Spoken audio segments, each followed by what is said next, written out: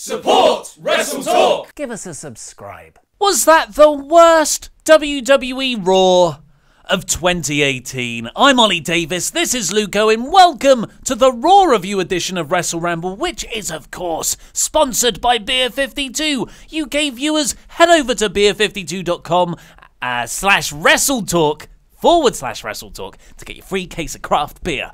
Right, so this was a bad episode of Raw. If you are someone who does not like negativity, maybe just skip this episode, skip the next month, I think, because we're set up for a roundly depressing end to 2018 on Monday nights.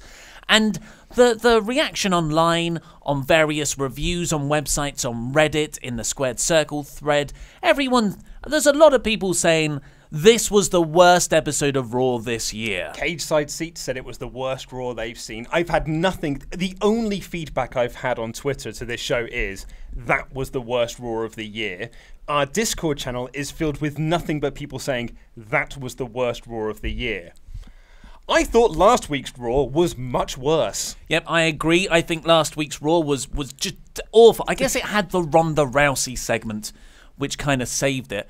And this week didn't have any new redeeming segments. I guess you could argue the Seth Rollins Dolph Ziggler turned into a good match, but I have listened to that song to too many times. This is the Zephyr song by the Red Hot Chili Peppers. A very good song, but it was played to death in the summer of 2002, and I hate that song now. Yeah, and it was a bad show. There was nothing really redeemable. There was nothing newsworthy about the show. It wasn't a very good show. But I just feel like I was more upset with Raw last week because it just completely ignored Survivor. It was the first show after Survivor Series, and it essentially just went, ha! You all wasted your time watching that show. You're all idiots for doing that. We're just going to move on with it. And this was just a continuation of that. So now that I'm past that point, I'm just like, it's just a bad show, I guess, now. And you were more irate about that because I had been telling you, Luke, Survivor Series doesn't matter. And then you realised it for yourself. Well, I know, and as the person who has been branded the negative one, despite the fact you and I had the exact same opinions, I was the one that was negative about the show. You were just funny. You've got to smile a bit. Pete, one of the WrestleTalk writers, WrestleTalk writers. Oh, that's cool. The WrestleTalk's. The WrestleTalk's. Their leader's Andy Datson.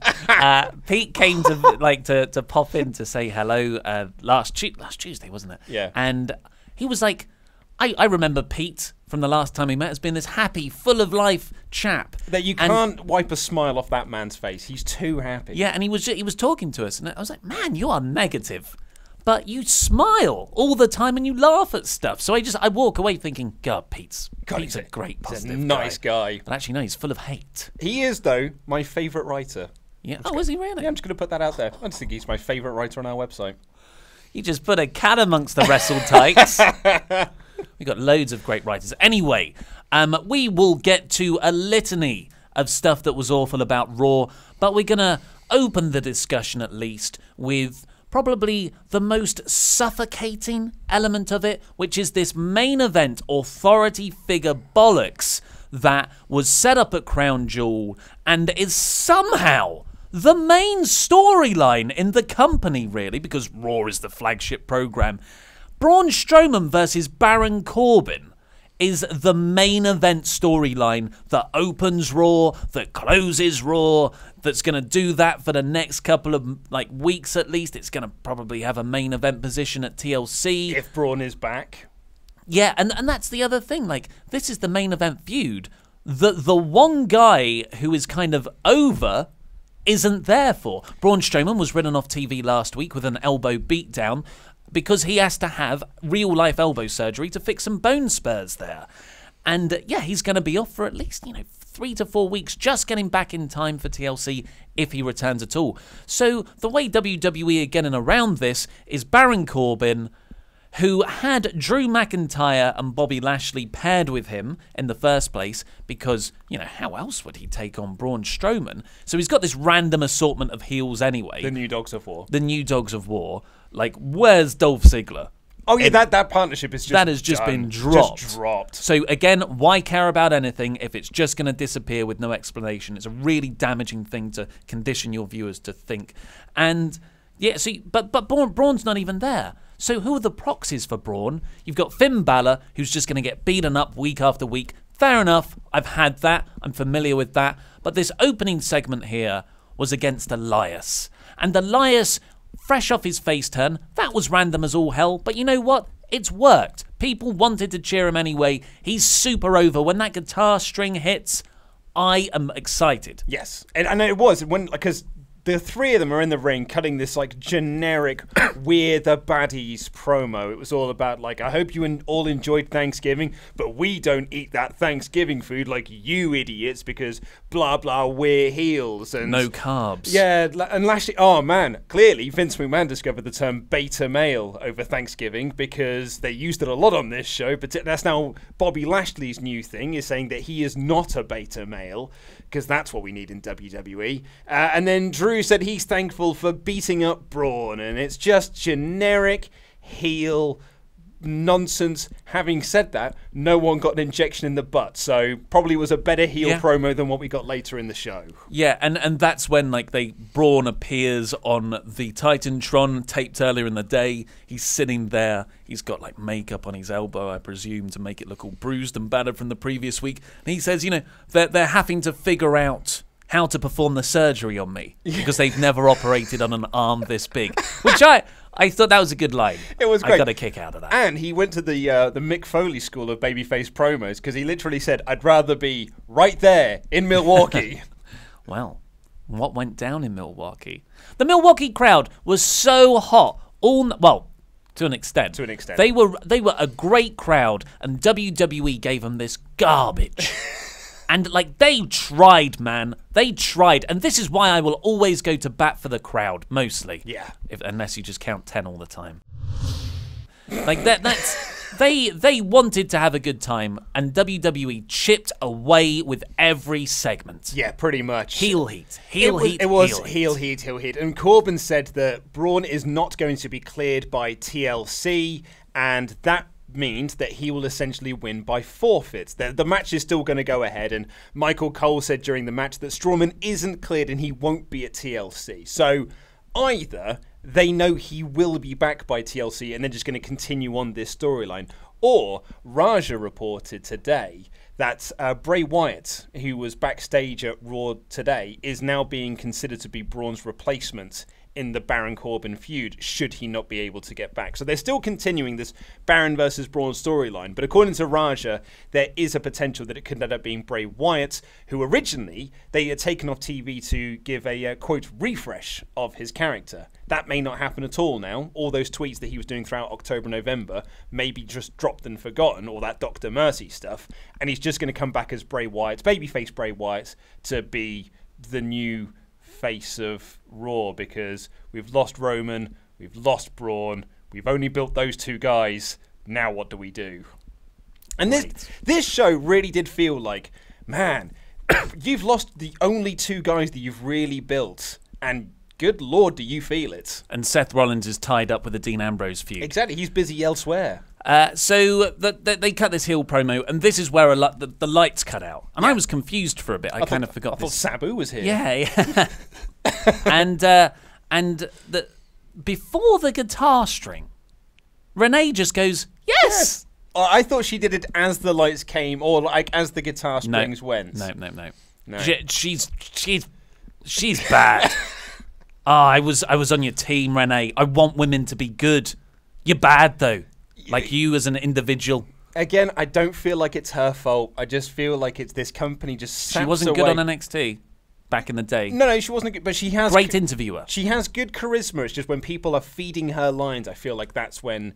It's a certain skill to be able to be fed lines and say them legitimately. Like a robot. So then, like, Milwaukee go crazy for Elias, and he sings a fun song which sort of has Bobby Lashley sucks in it, which the crowd chant. Yeah, they sung along with the songs. That's really good. That's a really good use of Elias, is to kind of like, rather than start chants, you start songs that people can sing along with. I did like saying that he said that Baron Corbin would be a terrible GM. Leo Rush would do a better job as general manager, but that would violate child labor laws. Yeah. Good line. So Elias, his performance is great. He's so good at deadpan stuff. I think that's the real comedic skill with Elias. Yes. And he actually, because it's the bell then rings and he's not as engaging as he is on the mic or guitar. He's the same I feel about Baron Corbin. I think I like Corbin matches. Well, I think Baron Corbin is a very good on-screen personality. I think that I actually quite like him in this sort of interim general manager-elect. I think that's what they're calling him today. That's their new term for it. I quite like him in this role. We were talking in the office. I heard a podcast talking about their fantasy booking for him is that he always remains like the assistant general manager. Like he earns the title assistant. And then he's like, I'm now the permanent assistant general manager. It's sort of like corporate suck-up. I quite like that character. I have zero interest in watching him have a match with Finn Balor, though. Again. Yeah. So Elias comes down, and this is where they have the Elias Bobby Lashley match. I feel like Elias is trying to be a babyface wrestler. Yes. He's trying. It's nowhere near as good as it needs to be yet, but it isn't just his heel tactic. He's like sort of boring heel wrestling anymore. He's at least trying some fiery stuff, particularly when he gets a good sequence on Bobby. It looks like he's going to win the match, but Lio Rush pulls out the referee last minute, and the referee's like, well, Elias wins via DQ. Baron's like, no, you don't, because we're heels. They restart the match. And Elias has like a really good running round fiery sequence on people. It was really, really cool. Yeah. Like he beat up Drew and he beat up Corbin and Rush on the outside. And then he grabs his guitar and he gets back into the ring. But then Drew attacks him from behind, and they all just lay him out. And Bobby stamps on the guitar, and then we get heel heat. And it's and actually, the Alabama Slam onto the steps looked cool, and like Lashley mocked Braun by running around the ring and giving him a spear, and they pushed him into an end of days and all this sort of stuff. But it is very much heel heat. It's the same heel heat we got last week on Braun as well. And in the main event of that show. Main event, we got It's just the bookend of every Raw now seems to be Baron and his goons beating people up. We'll talk about the Finn match in a second, which main evented the show. And it ended the exact same way. Yeah. All the excuse me, sorry, I've got a cough. All the heels come down and beat up Balor. So you're gonna get the heel heat to close the show. Finn Balor, I think, he's a bit of a write-off for a while because he's just been flattened out. But Elias has this momentum. Why not let Elias get the upper hand on these three guys and get the victory twice, effectively, because, he wins by a DQ, Baron restarts the match, and he wins again, and he beats up a few people in the process. And you start to build this other guy. And then the heels get their heat back at the end of the show with Finn. It's really grinding away at stuff. And it's really funny as well because they literally did this at Starrcade. It wasn't shown on the networks, and then he showed like an hour's worth of the show itself. But Corbin comes out, issues an open challenge, Bray Wyatt accepts it, Bray Wyatt pins him like with a roll-up, and then Baron rolls out and be like, no, I didn't mean that. No, it's a no DQ match now. And then Bray wins again by beating Balor. By beating Corbin, rather, even though Drew and Lashley are doing their interference stuff. But the crowd are sent home happy because they've seen the goofy GM slip on a banana peel and get pinned twice. Yeah. And that's good babyface heat for him. And you're completely right. Like, Elias could have got 2 wins here, snuck away with a victory. The crowd get, way, we've seen the good guy win. And then the heels get their heat at the end. But this episode was just heat. And where was Finn Balor? Yeah, well, exactly, quite. And this happens all the time with Raw. Whenever a babyface is being beaten down 6-on-1 or whatever it is, the other babyfaces never come out to help. Balor gets like a backstage promo on his phone later on, and he just says, well, I'm going to be on the right side of history. I'm going to take on Baron Corbin, which is a weird thing for WWE to say, seeing that their recent business practices. Balor's going to, take on Baron Corbin in the main event. So it's like, so you're here? Yeah. So why didn't you just do that in this segment? Yeah. So the main event was Finn Balor versus Baron Corbin, which is just a punishing end to a show anyway. I couldn't believe this was the main event. Like, I was waiting for something else to main event the show because they kept saying it was coming up, and I was like, okay, yeah, end of hour 2. That'll be end of hour 2. That can't be the main event of this show. No, it was. And it was, as you'd imagine, Corbin dominates, Balor makes a comeback, Corbin announces the 2-on-1 handicap match now. So Drew McIntyre comes out and Claymore, they win. And then they lay out Finn after the match and just with do Lashley. all their moves. Lashley comes down as well. Yeah, Lashley comes down as well. But like, because the crowd had sort of been worked out, the lack of heat from the crowd by the end of this show was quite spectacular. It was dull, deadened. Yeah. And of all these three guys, Baron, Bobby, and Drew, like, just work out a way to make Drew the leader of this faction. Oh, tell me about it. Tell me about it. Come on. Like, why can't Corbin be clamoring to impress Drew and actually Drew's going to go up against... Or Drew's like the main player here and Baron's just going to be sacrificed to lose to Braun? How is Drew in this role? Like, how does his character make sense in this role? This character has just been like, everyone backstage is an idiot and I'm better than everyone. How has he become a lackey to the general manager-elect? It's rubbish. The third hour is going to tank. And it's not like, but there was that... Because back last year, WWE would just put on their main event in hour 2 and then finish with a cruiserweight segment. An hour-long cruiserweight segment. There was no main event here. There was nothing in hour 2. It was just... It was a bad show. Should we get on with the rest of it? Haha, it's a Raw review looking jacked, man. After that opening match with Bobby Lashley and Elias, Baron's backstage and he's screaming at this producer. I don't really know why, because he won. Well, no, he was screaming at the producer because he let the lights go out and let Elias... right. And that's why he fired him.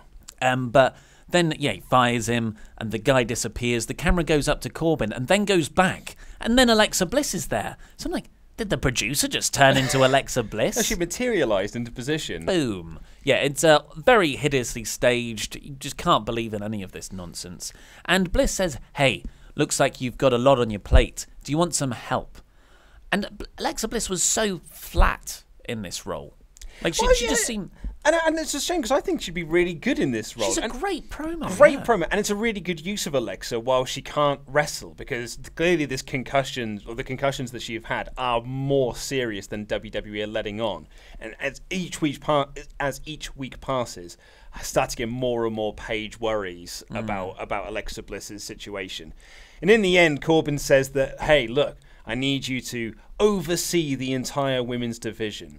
An announcement that really got Renee and Michael Cole riled up, because as they said, she can't be in charge. She's an active part of the roster. And like, so's Baron. He's in the main event. Yeah. Why aren't you upset about that? And she isn't. She hasn't wrestled for 2 months. She's quite clearly injured. Yeah, she had to step aside at Evolution for Alicia Fox to fill in. It's just nonsense. Yeah. Absolute nonsense. But it does fuel those rumours that Bliss will be becoming the overall general manager when Baron inevitably loses at TLC, so Braun can go on to face Brock at Royal Rumble. Oh, a heel general manager? Brilliant. Fantastic, eh? Inspired. But then we got Dean Ambrose. It was not a backstage segment, but an off-site live feed. I don't care. And Dean Ambrose is in this physician's office, and he's getting jabs for flu and for rabies, because he doesn't want to get a disease from you people. Yeah, you people are vermin. He calls Milwaukee a third world country, all carrying diseases. And apparently we have stinking putrid breath. And as he's doing this, the doctor gives him an injection. He's like, ugh. And then the doctor goes, the next one is in your hip. So Dean lowers his trousers as he's talking. It's just...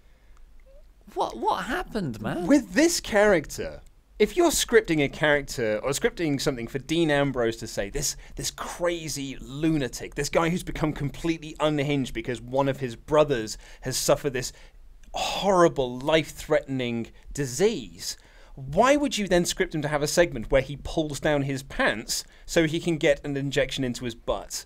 Like, why would you do that? Because they're obviously, unfortunately, not going with the fascinating, complicated character we all thought he had. And I'm pretty sure was. Like, that isn't me just projecting better ideas onto them. They were telling the story of Dean Ambrose, stricken by grief, going against and taking it out on Seth Rollins. Like when he was attacking and constantly shouting, I'm sorry, it's Seth, and like, you made me do this, and like, wondering why is he channeling his grief this way? No. Now he's just like, I can almost hear Vince McMahon laughing because Dean pulled down his pants during the segment. And like, what I don't want to be doing is like hearing the audience laugh during a Dean Ambrose promo. Well, don't worry about that, because no one's laughing. It was rubbish. Yeah. And there's the pre-Survivor Series version of this feud, which was really one of the best things going in WWE, and then the post-Survivor Series feud for the last 2 Mondays, where Dean Ambrose is now a germaphobe. That's now his character. Dean's a germaphobe. He doesn't like us as fans because we're disease-ridden, and he also sees Seth as a disease-ridden character. I mean, the one shining light here was that he didn't blame Roman Reigns getting cancer on what he did in the Shield. Yep. But I don't know what's more insulting, to be honest. It's just...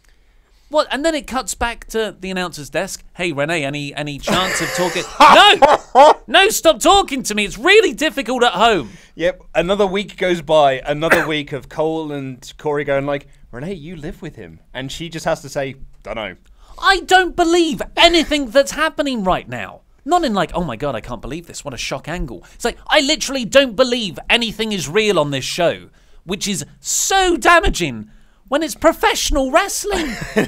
It's a ridiculous concept. It's men like stage fighting in predetermined combat. Like, the worst thing you can do is add to that element of fakeness. Oh, atrocious. Yeah, she said it's really hard to get into the head of someone you live with. I live with someone it's not. Yeah.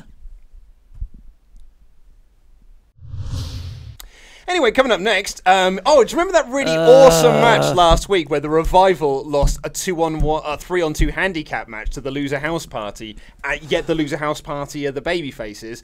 Well, they just did it again this week.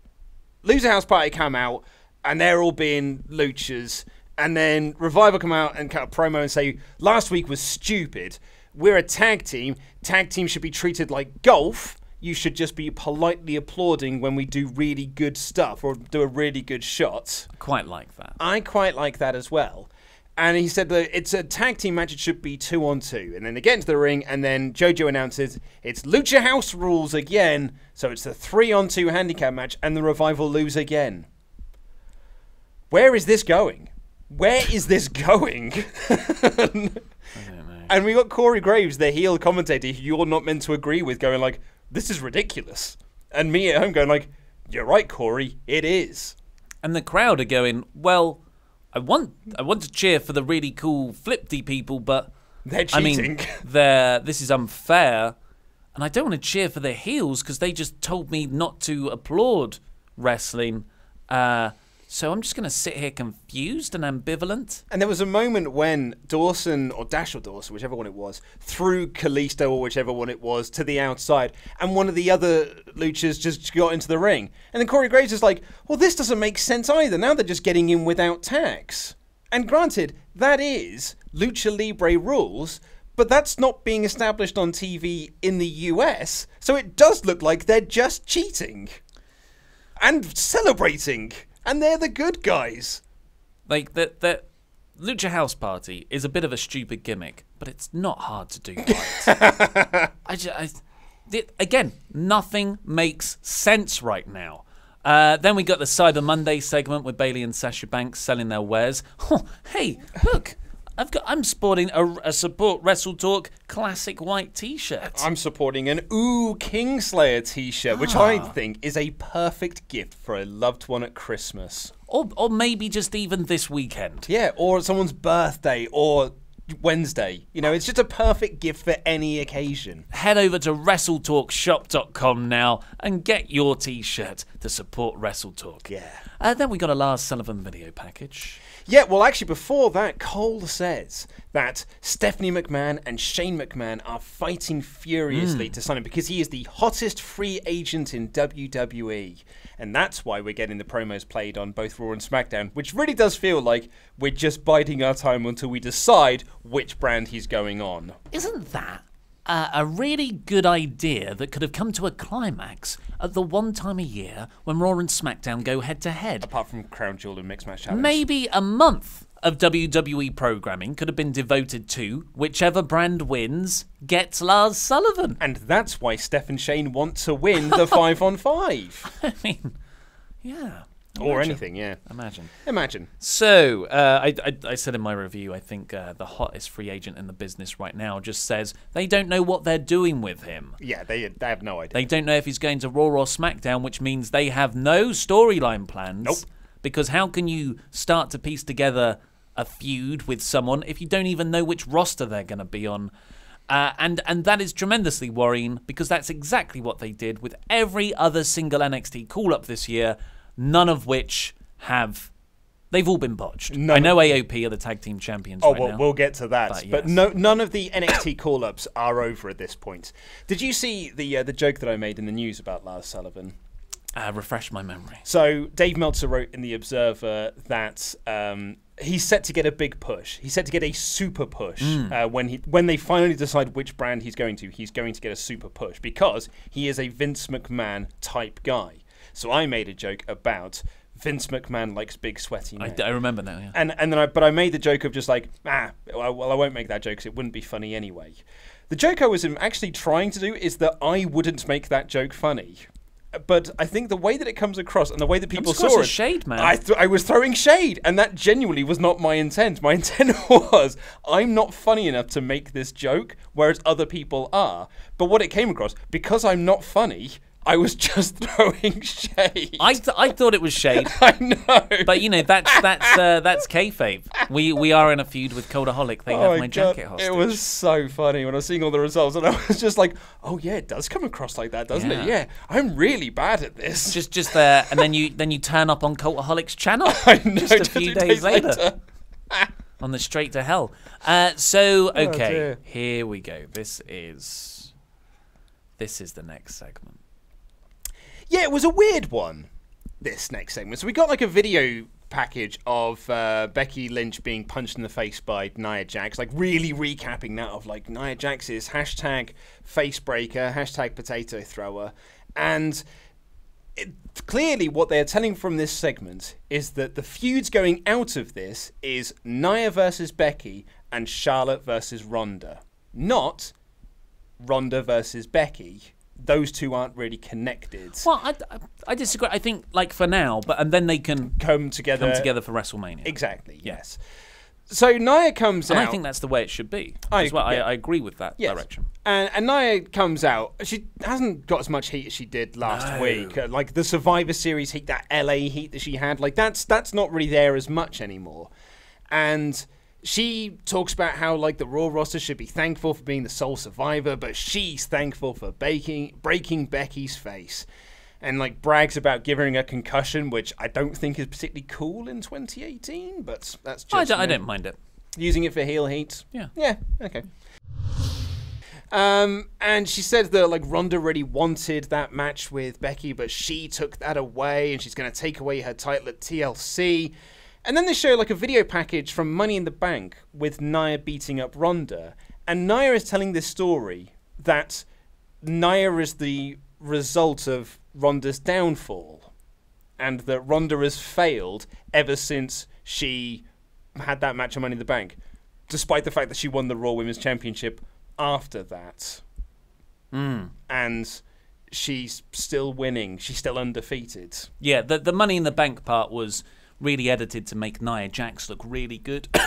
And then the evil was it? No, it was the Survivor Series with Charlotte was made to look Ronda look really bad. Yeah, they told that story, but not very well. This was an awful segment. It was essentially a scripted comedy in-ring segment with Nia Jax and Tamina, and it was all the levels of. It was like watching a comedian bomb on stage. Oh yeah, wasn't it just? Because she started off with this fist gave Becky Lynch a concussion. Boo, big boo. And then every line after that she'd pause, nothing. It was getting quieter and quieter and quieter. Sean Ross Sapp from Fightful had a really great tweet where he was like, I'd imagine the stage directions for Tamina were just raise your eyebrows intermittently.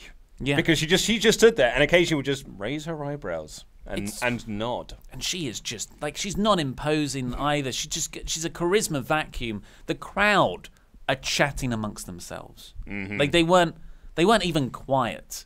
They didn't even have that respect to be just silently bored. So what are you going to do tonight? Yeah. And just talking like that. This should have been a backstage thing. What? And it was billed as Nia Jax's lesson in championship history. How did that execute that brief? I don't know. Sure, you showed like some title bits, but like, what? I don't know. But why then call it that? Ronda comes out and says that Nia is from a warrior culture and she had a punch heard round the world. But at TLC, she's going to tear off Nia's arm and slap Charlotte Flair with it. And then she called Tamina a monolithic mute. Because that's some badass line right there. That's some badassery. The monolithic mute. It's just depressing. It's the saving grace last week was Ronda Rousey had a cool, fiery promo. This was a rubbish promo, and yeah, like with just awkward dialogue that apparently Ronda and Paul Heyman are scripting. Yeah. Well, then you did a bad job this week. Yeah, it's really like so the Millennial Man thing, which I don't know, they'll probably bring back up again once they reignite the feud between Ronda and Becky. That is all like that's Ronda and Heyman scripting that because I guess Ronda doesn't understand what a millennial is, doesn't understand that she is one, and that's why some of this comes across as really phony and odd. And yeah, this also came across as really phony and odd as well. Like monolithic mute is just it's not how people talk. Like no one says that. So then it comes across as scripted gobbledygook. And then like Nia and Tamina surround Ronda. Natalya comes down. So, yeah, Nia says, "Oh, well, actually, I was just stalling for time." And you're like, but that doesn't make sense. Tamina's been there the entire. She's in the ring. She started off in the ring with you. Why is she? How are you stalling for time? What, just to make this more long and boring? I guess so. Like, dude, Tamina hasn't snuck in. No. You haven't distracted Ronda from anything. But anyway, Natalya comes down because they're best friends again, I guess. But as she's running down, she gets attacked by the Riott Squad. More heel heat. I tell you what, that bit when the Riott Squad just jump out and attack Natalya from nowhere. I mean, was that what Nia was stalling for? How did she know Natalya? I don't even want to get into that. I laughed because I was just like, well, that is the cherry on top of this absolute bad stuff. Yeah. Absolute bad stuff. Natalya runs in and like, just how does that work? How the Riott Squad didn't know that. But I would say, despite the fact that I didn't think that was a very good segment, what came next was worse. Yeah. So again, I mean, the amount of times they have recapped this Drake Maverick. It's the only thing from Survivor Series that survived. Yeah, of all the things. Of all the things. We wanted you to take so many things from Survivor Series, and you've taken this. And to the extent where, obviously, Vince McMahon must find this hilarious to rewatch. It's toilet humour. That's it. It's a very hard record that Vince McMahon thinks the funniest things in the world are stutters and toilet humour. Mm. And I think that's part of it. But I also think, I genuinely believe WWE resent their most loyal fan base, which is us. And this is, I think they play it and they're like, let's just troll them. Yeah. I think they're intentionally trolling us with this crap. They're taking a piss. Yeah. So they recap that, and Drake Maverick cuts a promo backstage saying they're going to teach Chad Gable and Bobby Roode a lesson, and AOP talk. Oh, God. At the end of that promo, one says, "Laugh now," and the other says, "Cry later." It's like, the point of having a manager is so you guys don't have to talk. I know. At least when they did it with Paul Ellering, they didn't talk English. They talked in their own native tongues, and it sounded so scary and imposing and threatening. Here, when they say stupid lines like "laugh now," "sphere later," whatever the hell it was, "cry later," it sounds lame. And poor old Drake. Drake essentially said, like, Drake came out and said, like, yeah, I pissed myself. And the reason why I pissed myself is because I was so scared. I was like, well, cool, you're not a great manager then, are you? Why should I take anything you do seriously? Yeah. And then it's like, it's fine to have this character. I mean, I'm not a fan of it, but if anyone can make it work, Spud can, because he's very, very good. And this is such a waste of his talent. Such a waste. But they don't have it with AOP.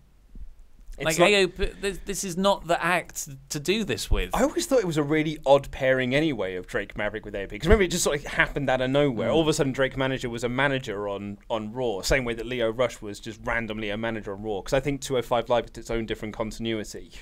But yeah, they still appear on main roster pay-per-views. Shrug. But yeah, I think doing it with AOP, your tag team champions, just doesn't work. And it just doesn't make them seem like a threat. Because they're now getting a chance of AOPP at them. And that doesn't make them seem cool or scary.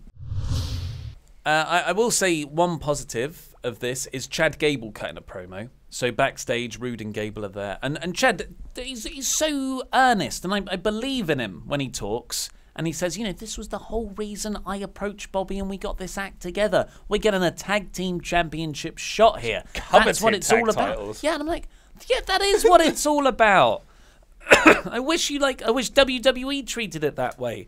And they have a match. The match is, it's fine. It's just there, really. It's not the point. I was going to say the point of the segment was not to have a match.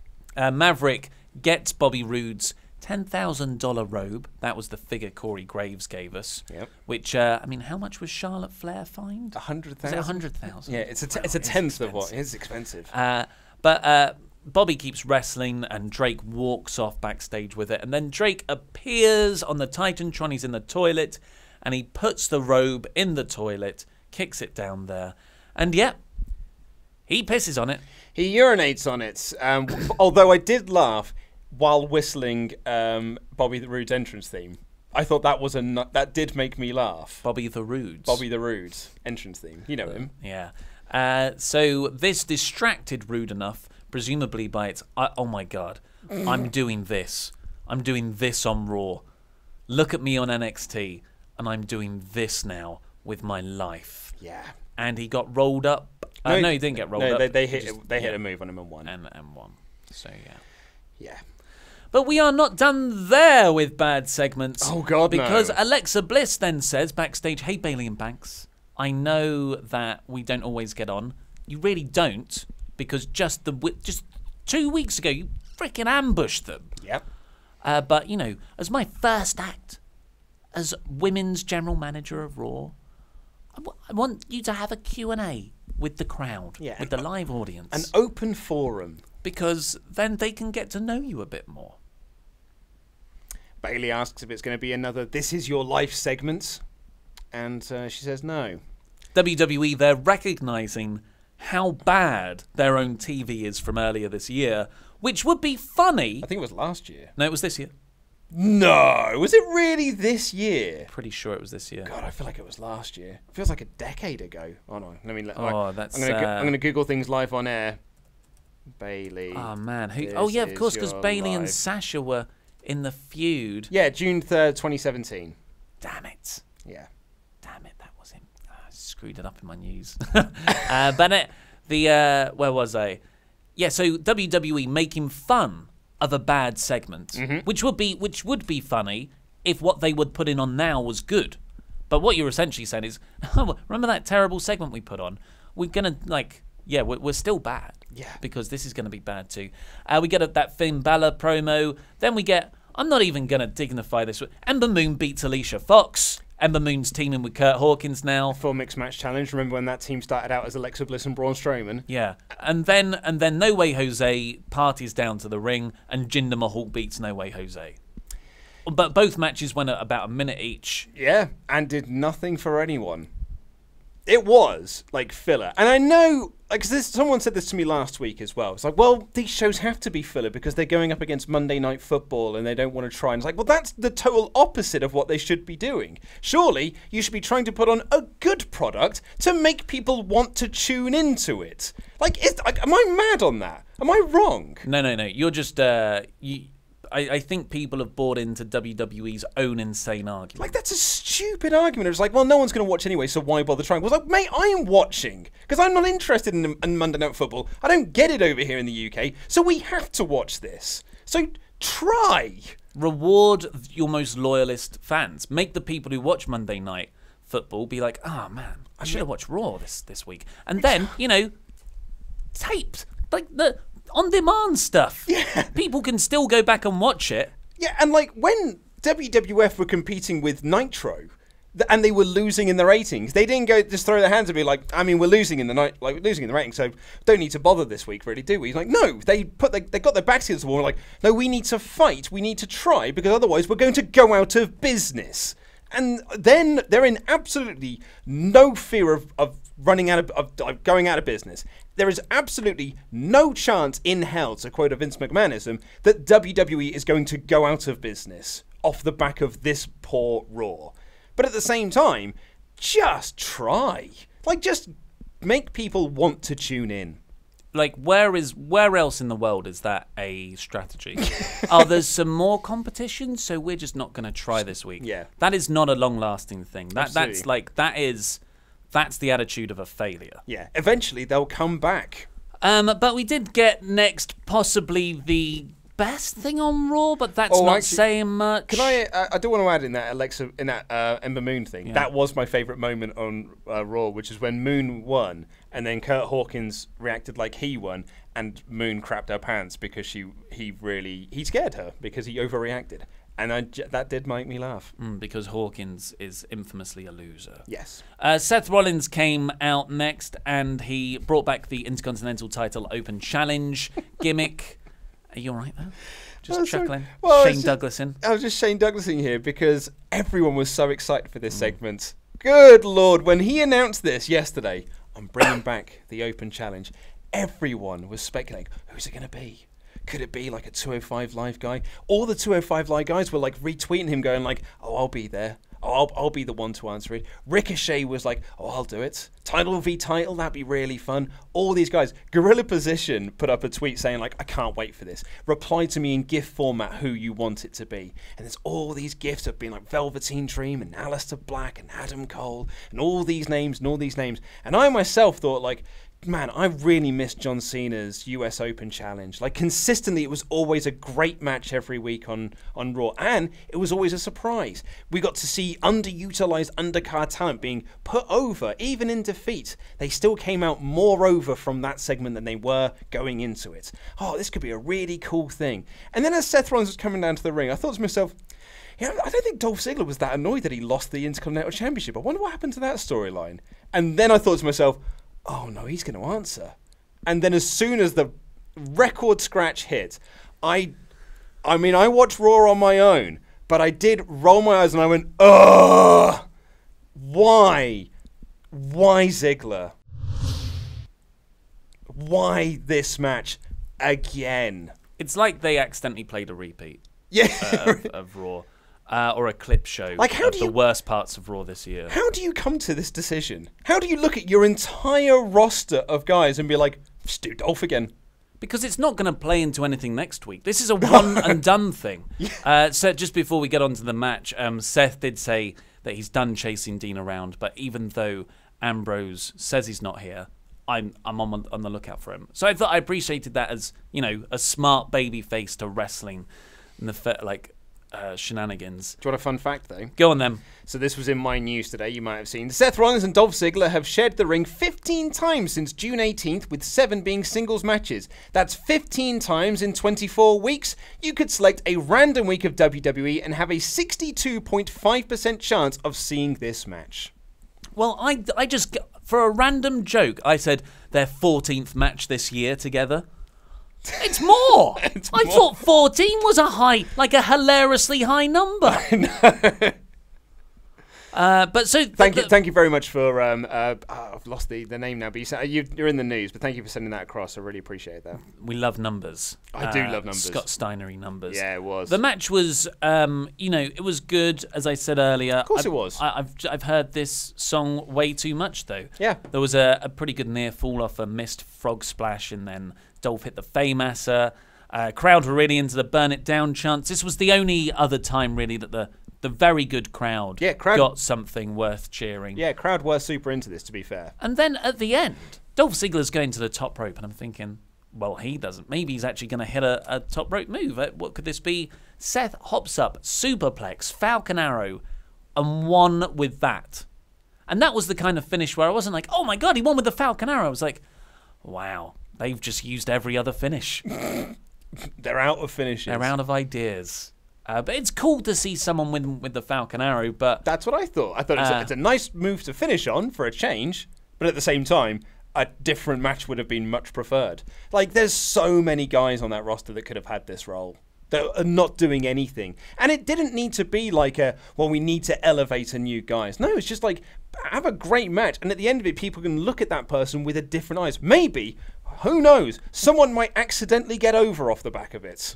Well, that's the danger, isn't it? Oh, absolutely. Do you remember Apollo Crews was getting that push? Well, do you remember when Mojo Rawley was getting that push for a few weeks? I don't even know what brand he's on anymore. He's on Raw, I think. Oh, who cares? He was feuding with Noah Jose. Seth Rollins and Neville. I always think of that match, and that was a match that got Neville over. People bought into that Red Arrow near fall. That's one of the best near falls on Raw in recent times, and that was Seth Rollins helping put someone over in a Seth Rollins match. And yeah, I feel like if Apollo Crews, that's the last thing I can see that's going to get him over, and that's this kind of match. Yeah. But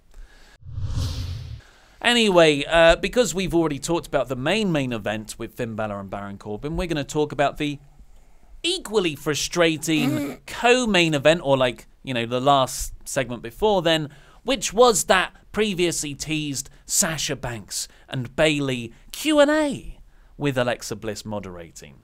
Yeah, Charlie's at ringside to get questions. And then it was just an excuse for Alexa to make fun of the crowd for a little bit, and then don't look at me. Oh, that's just your face. Yeah. Your mouth looks a bit weird, or something along those lines. And then eventually, a plant puts her hand up, and she's wearing a Ronda Rousey t-shirt. No, was that a plant? Yeah. No. She was. I mean, she was less convincing than those Roman ones that you claim were plants earlier this year. Hey. But she's like, hey, what would you change about the division, the women's division on Raw? And then Bayley, like an idiot, says, nothing, I think it's great. You idiots. No, it's not. It's terrible at the moment. You absolute idiot. And then she was made to look so bad. Like so bad. Well, I don't know. I'm just happy to be here, I fam. know. Like, honestly, who thinks that's a good idea to script Bayley's character that way? Her line later was so much worse, though, because Banks says, if I was to change anything, I would trade Alexa Bliss back to SmackDown. Which was delivered pretty cool. Yeah. You never know what's real between Bliss and Banks. The rumor is that they've actually got kind of a backstage heat thing going on. I felt that, and I love Banks. I would wish she was like this more. But yeah, sorry, over to you. Well, yeah, and then Bliss starts talking about how like Bayley's holding Banks back or whatever. It's like, you used to be women's champion, now you're just in a tag team. At one point, and I've said this so many times this year, I thought this might be the introduction of the women's tag team titles. I thought it was like, if you were to change anything about this division, what would it be? And Bayley says, women's tag team titles. Like that, I almost thought that's where it was going. But that would have given it a point. Well, clearly that was my mistake. And then Bayley says this line where she goes, I wouldn't trade Bliss back to SmackDown. Quote, I want to send her back to hell where she came from. Lame.